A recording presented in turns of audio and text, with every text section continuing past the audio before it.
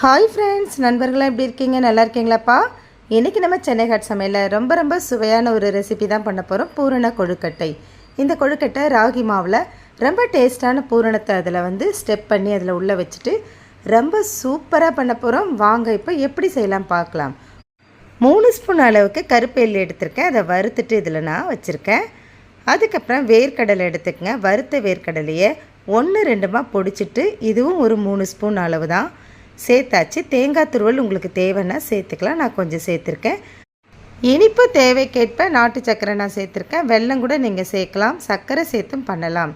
ஏலக்காய் பவுடரும் கொஞ்சம் சேர்த்துட்டு நல்லா கலந்து தனியாக எடுத்து வச்சுக்கலாம். இந்த பூரணத்தை அப்படியே சாப்பிட்டா கூட ரொம்ப ஹெல்த்தி டேஸ்டியாக இருக்கும். இப்போ சுடுதண்ணி கொஞ்சம் நம்ம ஹீட் பண்ணிவிட்டு அதில் தான் மாவு கலக்க போகிறோம். இதில் சுடுதண்ணியில் கொஞ்சம் சால்ட்டு சேர்த்துருக்கேன். ரொம்ப ஹீட் பண்ண வேணாம். ஒரு கொதி கொதிச்சோன்னே நிறுத்திடுங்க. ஒரு 10 கொழுக்கட்டைக்கு தேவையான ராகி மாவு நான் சேர்த்துருக்கேன். 1/4 கிலோ அளவுக்கு நீங்கள் போட்டிங்கனாலே 10 கொழுக்கட்டை உங்களுக்கு சாலிடாக கிடச்சிடும். இப்போ அந்த மாவை ஹீட்டான தண்ணியில் போட்டு நல்லா கலந்து எடுத்துக்கலாம். கொஞ்சம் முதல்ல ஒரு கரண்டி வச்சு கலந்துட்டு அதுக்கப்புறம் ஆறுனதுக்கப்புறம் கையில் கொஞ்சம் நல்லா கலந்து எடுத்து வச்சாச்சு. கொழுக்கட்டை பிடிக்கிற அளவுக்கு இந்த மாவு ரெடி ஆயிடுச்சு. இதே போல் திக்னஸாக பிசைஞ்சு எடுத்து வச்சுக்கோங்க. அவ்வளவுதான். சுடுதண்ணியில் நீங்கள் மாவு பிசைஞ்சால் மட்டும்தான் இந்த கொழுக்கட்டை கரெக்டாக வரும். இப்போ ஒரு பிளேட் நான் கீழே வச்சுருக்கேன். அது மேலே கொஞ்சம் மாவு தடவிட்டேன். ஆயில் கூட தடவி நீங்கள் செய்துக்கலாம். பூரிக்கட்டையிலெல்லாம் போட்டு நம்ம இதை திரட்ட முடியும். ஆனால் அதை போல் செஞ்சால் ரொம்ப லேட் ஆகும். டக்குன்னு நம்ம இதே போல் பண்ணிடலாம். இப்போ பூரணத்தை எடுத்து கொஞ்சம் முன்னாடி தள்ளி வச்சுக்கோங்க. எந்த பக்கம் நம்ம மடிக்க போகிறோமோ அந்த சைடு அதிகமான கேப் விட்டுட்டு பூரணத்தை மடிச்சிங்கன்னா உங்களுக்கு ரொம்ப கரெக்டாக வரும். ரொம்ப ஈஸியாக சூப்பராக செஞ்சிடலாம். கிராமத்தில் இருக்கவங்களுக்கெல்லாம் எதில் சத்து அதிகம்னு ரொம்ப நல்லாவே தெரியும். அதனால் இந்த கொழுக்கட்டை கிராமங்களில் ரொம்ப ஃபேமஸ். ஹெல்த்தியான கொழுக்கட்டையை அழகாக மடித்தாச்சு.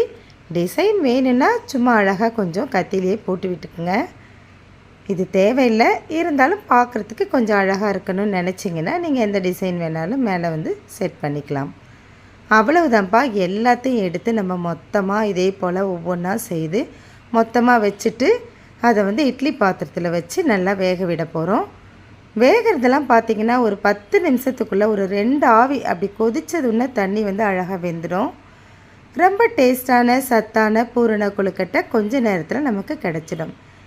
எள்ளில் இருக்க அதிகப்படியான சத்துக்கள் பெண் பிள்ளைகளுக்கு நீங்கள் அடிக்கடி செய்து கொடுத்தீங்கன்னா இடுப்பு எலும்பெல்லாம் ரொம்ப ஸ்ட்ராங்காக இருக்கும். பிரசவ நேரத்தில் அவங்க சிரமப்படாமல் இருப்பாங்க. இது ரொம்ப சத்தானது தான். அதே சமயத்தில் ஆண் பிள்ளைகளுக்கு தரக்கூடாதுன்னெலாம் ஒன்றும் இல்லை.